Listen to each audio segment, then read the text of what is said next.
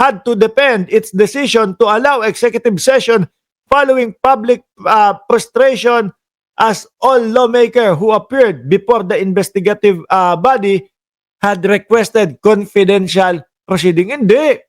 Para saan pa yung ano? Para saan pa yung pagla-live ng ICI kung lahat naman executive hearing. Lahat naman hindi ipapakita. Di ba? Nandiyan na, all the way na kayo eh. No, ilatag nyo na para wala nang iniisip ang mamamayang Pilipino at para hindi na din iiyak yung INC. Sabi ni Sir Eseng Mariano, kung tinatamaan kayong mga INC, ay sorry naman sa mga INC, isip-isip kung nasa tamang doon ba kayo, sabi ni Sir Eseng Mariano. Ayan no, mga bossing. Handa, ready. Isama nyo na ho, pati, mga kababayan. Si Martin Romualdez, lagi namang po ready yun eh. Sa pag-attend sa ICI ho mga kababayan eh. Sino lang po ba yung mga natatakot dyan?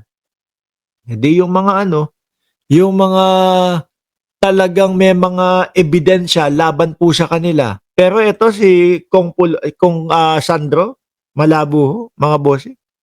Sabi ni Dayan, Asuncion, hindi yan sisipot si Pulong. Bakit? Kasi hindi maipaliwanag yung 51 billion. Magtataka ka din ho kasi mga bossing, no? Biruin mo, sandamakmak yung 51 billion, no? Pero pagka nakita mo, yung Davao, kala mo nasa dagat ka eh. With matching alon pa. Di ba? Sabi ni Greg Bora, what's up? Watching from California, 950-20. Oh. Hindi po ba kayo doon sa 9210? Beverly Hills? Oh. ICI, pati si Pulong at si Sandro, inimbitahan na din po, mga kababayan. Anyway, lagpasan na natin yan. Ito yung talagang dapat po ang iniimbitahan ng ICI, mga bossing. Wala pong iba kundi si Chis Escudero. Nabanggit na naman po ang pangalan ni Chis Escudero, mga bossing, patungkol po sa insertion na naman. Ito, si Yusek Bernardo. Sometime in 2013. Maynard Ngu is a Pero and Maynard Ngu. I met Maynard Ngu at the Manila City Hall during the term of Mayor Erap, and I was the city engineer of Manila sometime in 2013. Maynard Ngu is a familiar figure in a social political circles, as he would be handling substantial donations to politicians during election season, including the distribution of mobile phones. During the 2020 Tama ba yung yung mobile phone ni Maynard Ngu is Cherry Mobile? 'Di ba? Cherry Mobile, 'di ba, mga boss? Two national elections, Maynard Ngu approached me and asked for help in raising campaign funds. I and other DPWS officials assisted Maynard Ngu in raising campaign funds. These frequent interactions with Maynard Ngu at the court helped me in building our mutual trust with each other, especially in favor of Senator Escudero, whose interest Maynard Ngu was actively promoting. Maynard Ngu was appointed Special Envoy to China for Trade, Investments, and Tourism in 2023. Okay. When Senator Chis Escudero Parang yung Maynard Ngu ang sinasabi na bagman ni Chis Escudero. Hindi porket kasapi kayo ng isang sekta ay, asa na ba yun? Sunod-sunuran na kayo kung ano ang sabihin ng inyong mga leader. Sabi ni Antero Reforma.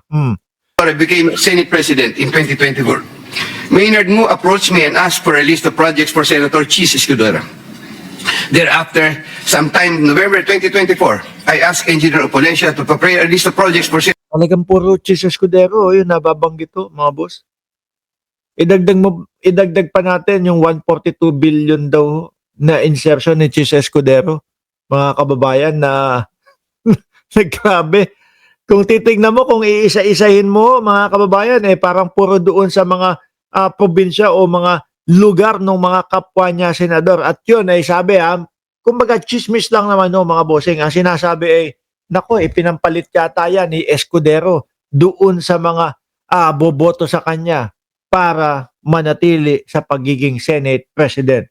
Kahit kailan ang mga Duterte, puro kabaligtaran sa katotohanan. Ang China daw mabait at ang nagnanakaw sa gobyerno at ang nagnanakaw sa gobyerno pinalalabas ang tama sa mga Duterte, yung mali sa sambayan ng Pilipino. Sabi ni Senator Chis Jerry Ebreo. Escudero, following my conversation with Maynard Ngu.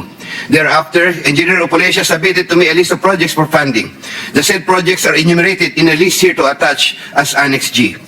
Ito, biruin mo, tingnan mo, puro Escudero, ipinapaliwanag, puro Escudero, pati yung insertion ho, mga bossing, merong dokumentado o dokumento na ipinapakita, mga bossing.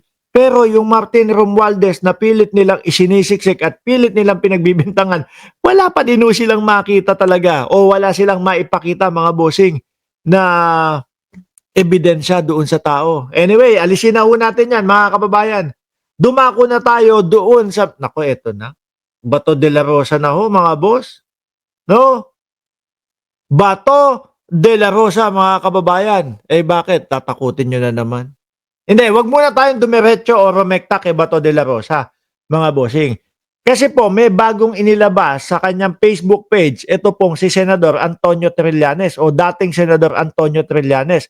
At ang kanya nga pong sinasabi dito, mga bossing, ay may dagdag na naman daw po na sangkot, no, doon sa ICC case. Kakapost lang ho niyan, isang oras bago tayo mag-vlog, kakapost lang ho ni dating Senador Antonio Trillanes, mga bossing. Ay, hindi pwede nating hindi paniwalaan si dating Senador Trillanes, mga bossing. Dahil simulat sa pool pa lang ho, mga kababayan, ay kumbaga, tumatama na yung mga sinasabi nito. Umpisahan mo sa dating Pangulong Duterte, ano sabi? First batch, si dating Pangulong Duterte o first batch, si Digong. Nagkatotoo! Nagkatotoo ang mga kababayan. Hindi nga lang tumugma doon sa petsa o araw mismo nung aresto kay Bato. Sumunod, second batch, sila Bato Pic, sila Bato de la Rosa, na ang sabi ni Ping Lacson, nakausap niya daw ho. At gagalingan daw po ni Bato de la Rosa na magtago, mga kababayan. O, di ba? Ngayon, eto, may mga bagong pangalan. Actually, hindi naman sila mga bagong pangalan talaga eh. Di ba?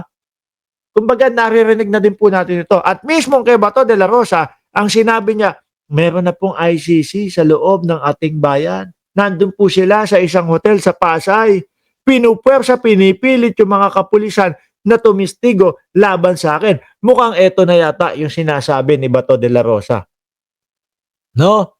Sabi dito, ni dating Senador Antonio Trillanes, mga bossing, ang mga sumusunod na retired, active na PNP officers ay sangkot sa ICC case. Si Albayalde ang nangunguna, si Karamat ang pangalawa, si Mata ang pangatlo, at si Leonardo ang pang-apat.